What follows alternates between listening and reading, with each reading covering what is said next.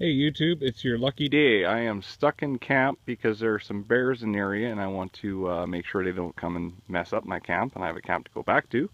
I've been hunting out here for about a week now, and I bought one of these Canadian military 10-man Arctic tents from Hero Outdoors, and there wasn't a lot of information on YouTube about these things.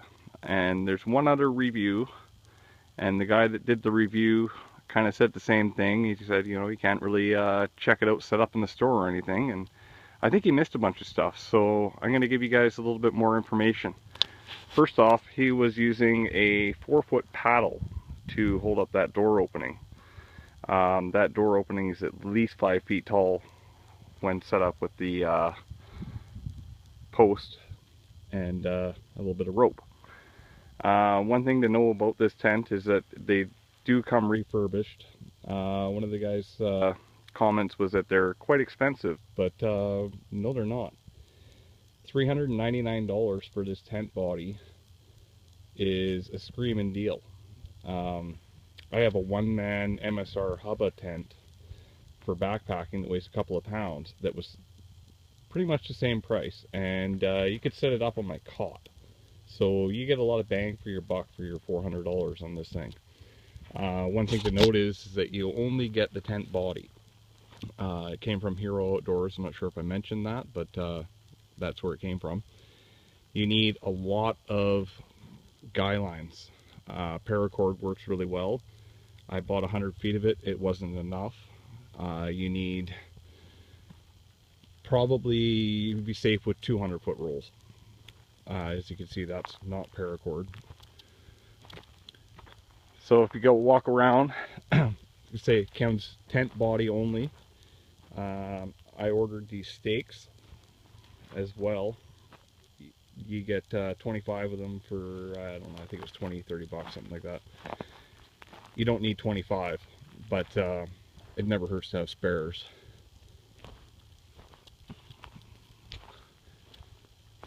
I also bought the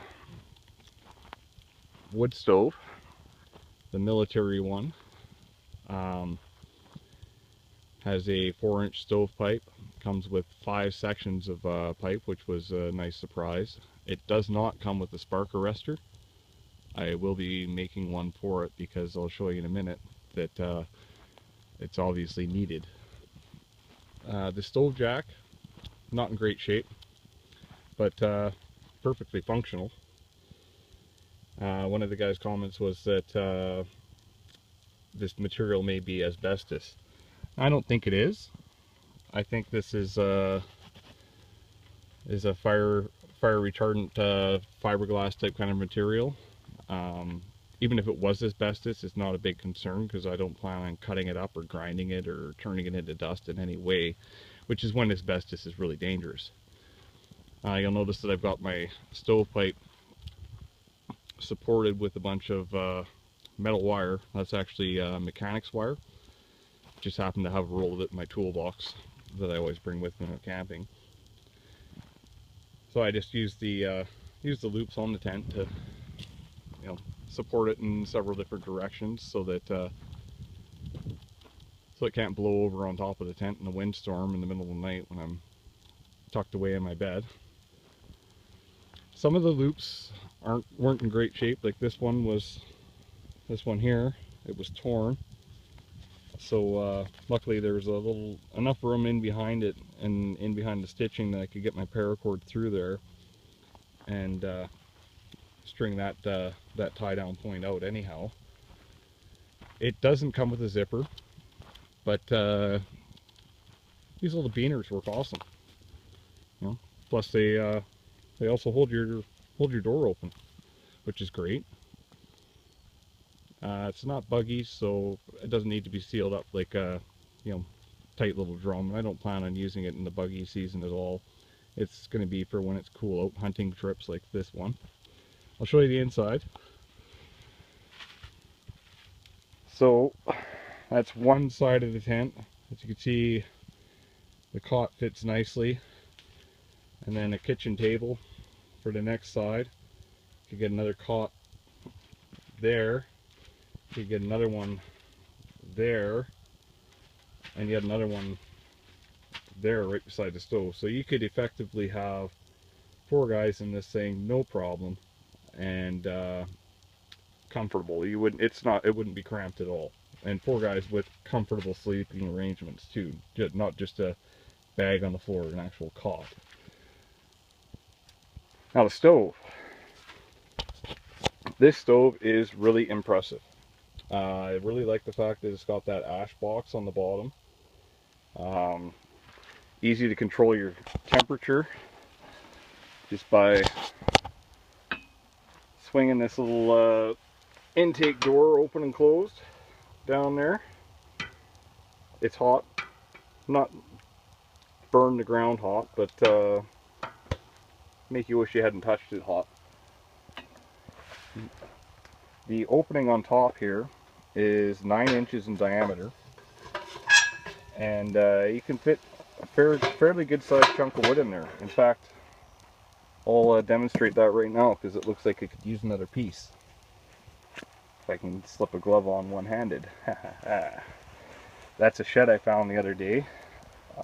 Just a little inspiration for my elk hunting trip.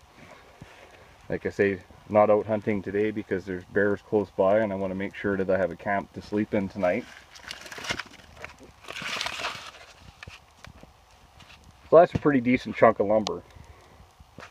14 inches long is what I cut them at. The diameter of the stove is about 16 inches, and that 14-inch measurement is really just by eye. I've been in the trade so long that they're all within half an inch, but you get the idea. So shuffle a little chunk around here.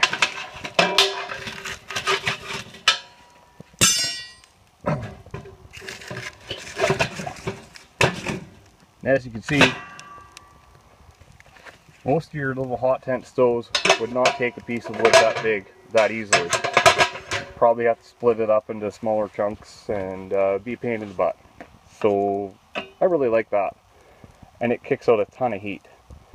Now the stove did come with a damper for the flue. Unfortunately, the flue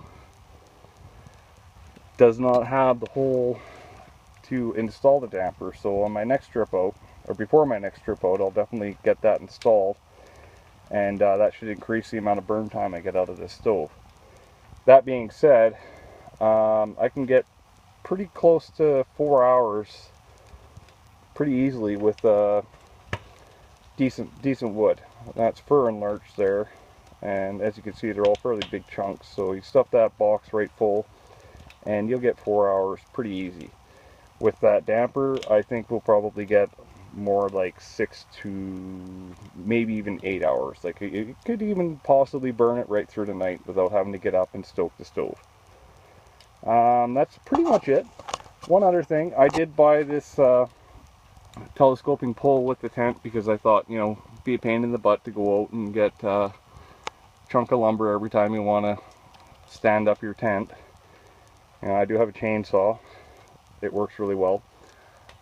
One thing to note, this pole that they're selling on Hero Outdoors, the telescoping pole, is for the American Arctic tent, and the hole in the top of the Canadian tent is bigger than the top of that pole. So what I did is, because I have a bunch of tools and stuff kicking around that I don't really even use that much, is I've got this big 3/4 inch drive socket that's about the same diameter as the pocket on the top of the tent, and it has a nice little 3/4 inch hole through the middle for the point of my pole to go through. And now I've dispersed that tension on the canvas to quite a bit larger surface area. Without that, this pole would just go right through that hole. So if you buy the pole with it, keep in mind you're going to have to come up with a way of making sure that it's not going to go through the top of your tent. But that's about it. I really like it. I think it's an awesome deal. $400 for the stove was a pretty darn good deal.